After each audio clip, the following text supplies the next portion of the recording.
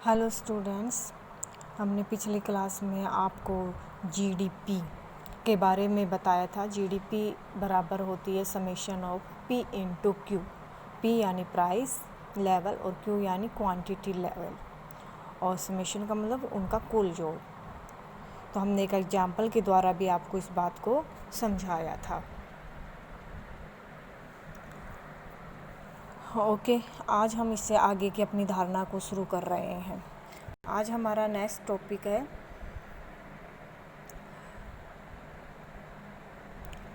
सकल और शुद्ध अवधारणाएं जीडीपी की, यानी घरेलू उत्पादन की शुद्ध और घरेलू। शुद्ध को हम एन से लिखते हैं और सकल को हम जी से लिखते हैं। तो इनमें क्या डिफरेंस है, ये क्या होती हैं, इसके बारे में आज हम आपको समझाते हैं। तो जो टेबल दी हुई है इसको ध्यान से देखिए। इसमें हमने आपको एक उदाहरण देकर समझाया गया है। हमने पहले लिखा जीडीपी। जीडीपी क्या है हमारा? P into Q. तो यहाँ पर हमने एक एग्जाम्पल लेकर आपको समझाने की कोशिश की है कि एक किसान है, मान लीजिए उसकी कॉस्ट है 400 रुपये, उसने 2000 रुपये का गेहूँ लगाया, तो उसने इकोनॉमी में कितने रुपए का उत्पादन किया, यानी कितने रुपए का उत्पादन किया। तो उसने 2000 रुपये का उत्पादन नहीं किया, उसका हम मानते हैं 1600 रुपये का उत्पादन किया, क्योंकि 400 रुपये तो उसकी लागत थी जो उसने गेहूँ के लिए खर्च की थी। तो इसे हम बोलते हैं वैल्यू एडिड, मूल्य वृद्धि। फिर उसने अपना किसान किसी बेकरी वाले को बेचा, तो बेकरी वाले को कितने बेचा था उसने? 2000। तभी तो हम कह रहे हैं प्रोडक्शन ऑफ व्हीट 2000। तो 2000 में उसने बेकरी वाले को बेच दिया। बेकरी वाले ने उसके जो भी प्रोडक्शन करना था उस प्रोडक्शन के 5000 रुपये में एक विक्रेता को बेच दिया। तो बेकरी वाले ने वैल्यू एडिड कितने रुपए की करी? 5000 रुपये तो उसने प्राप्त कर लिए, प्रोडक्शन कर लिया। 2000 उसकी लागत थी, तो उसने भी वैल्यू एडिड 3000 की है, न कि 5000 की है। इस तरह से विक्रेता ने उसके 5000 में ख़रीदा है, तो ये उसकी लागत हो गई, और विक्रेता ने उसे ग्राहकों को 7000 रुपये में बेच दिया। तो उसने 7000 रुपये वैल्यू एडिड नहीं की इकोनॉमी के अंदर, उसने सिर्फ 2000 रुपये की वैल्यू एडिड की। तो हमारी यहाँ पर जीडीपी कितनी होगी? 6600 रुपये होगी, जो कि हमने एग्जाम्पल में आपको दिखा रखी है। ओके, नेक्स्ट हमने यहाँ पर अब आपको वही पढ़ा रहे हैं, शुद्ध और सकल धारणाएं। तो पहली हमारी नाम है जीडीपी मार्केट प्राइस, जिसे हम कहते हैं gross domestic product at market price. दूसरा नाम है हमारा GDP factor cost, gross domestic product at factor cost. और तीसरी है हमारी NDP market price, net domestic product at market price.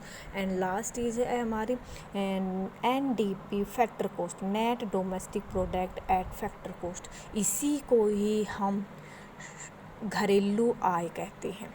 सिर्फ इसको ही हम घरेलू आय कहते हैं। जब हम कहते हैं ना घरेलू आय, तो घरेलू आय का मतलब हमारा वहाँ होता है एनडीपी फैक्टर कॉस्ट। तो चलो स्टूडेंट्स, अब हम आपको आगे बताते हैं कि मार्केट प्राइस, हमें अब दो धारणाएं हमने बता दी, एक नेट और एक शुद्ध। तो नेट क्या है, शुद्ध क्या है? तो देखिए टेबल में हमने यहाँ नीचे लिखा है आपके लिए नेट और शुद्ध धारणा को हमने बताया है। तो नेट और शुद्ध में बस एक ही चीज़ का अंतर है, और वो है घिसावट। जब हम कैलकुलेशन करते समय, जैसे कि ऊपर की टेबल में हमने कैलकुलेशन करी थी, तो हमने दिखाया था कि हमने इसमें सब तरह की चीज़ों को शामिल कर रखा है, घिसावट वगैरह।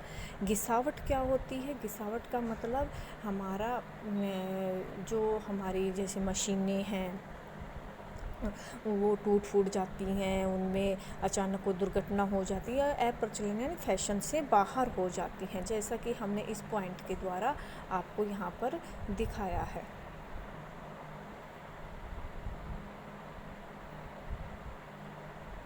ओके, तो यहाँ दिखाया गया है। तो यहाँ हमने आपको बताया कि सकल कब होगा? जब घिसावट शामिल कर देंगे, और शुद्ध कब होगा? जब घिसावट शामिल नहीं करेंगे। तो यहाँ हमने जीडीपी निकाली थी, अगर इस जीडीपी में हम इस घिसावट को माइनस कर देंगे तो यहाँ पर हमारे पास एनडीपी आ जाएगी। इसी तरह, और शुद्ध का मतलब जब गिसावट शामिल नहीं करेंगे, तो हमने नीचे फार्मूला लिखा है शुद्ध प्लस में गिसावट, तो सकल आ गया, और सकल माइनस गिसावट कर देंगे तो हमारे पास क्या आ जाएगा, शुद्ध। गिसावट का दूसरा नाम होता है स्थायी पूंजी का उपभोग, यानी इसे कई बार हम स्थायी पूंजी के उपभोग के नाम से भी जानते हैं। ओके, अब हम पढ़ रहे हैं जो दो धारणाओं की हम बात कर रहे थे वो थी, अब हाँ, हमने दो नए वर्ड सीखे, एक मार्केट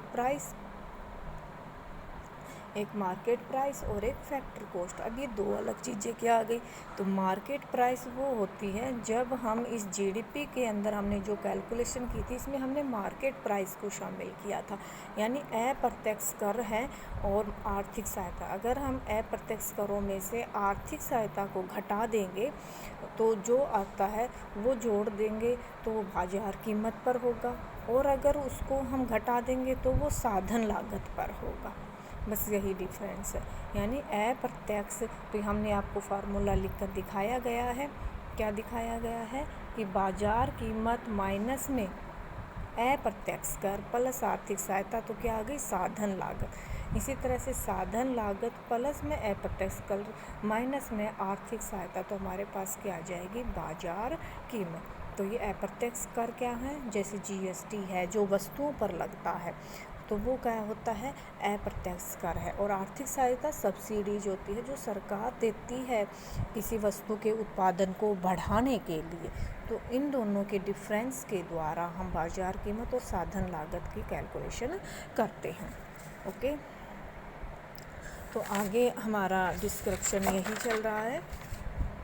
ये सब बातें हमने आपको इस टेबल के द्वारा समझा दी है। तो ये नेक्स्ट हमारा टॉपिक यहाँ पर है उत्पाद मूल्य वृद्धि सृजित आय, ये क्या है। तो हमने अभी आप टेबल के द्वारा आपको समझाया था। यहाँ पर ये मैंने हाथ से बनाई हुई है टेबल।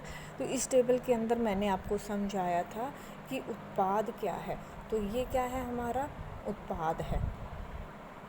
ये क्या था, हमारा उत्पाद, कि हमने 2000 रुपये, किसान ने 2000 का उत्पादन किया, बेकरी वाले ने 5000 का किया, विक्रेता ने 7000 रुपये का उत्पादन। दिस इज प्रोडक्शन हमारा।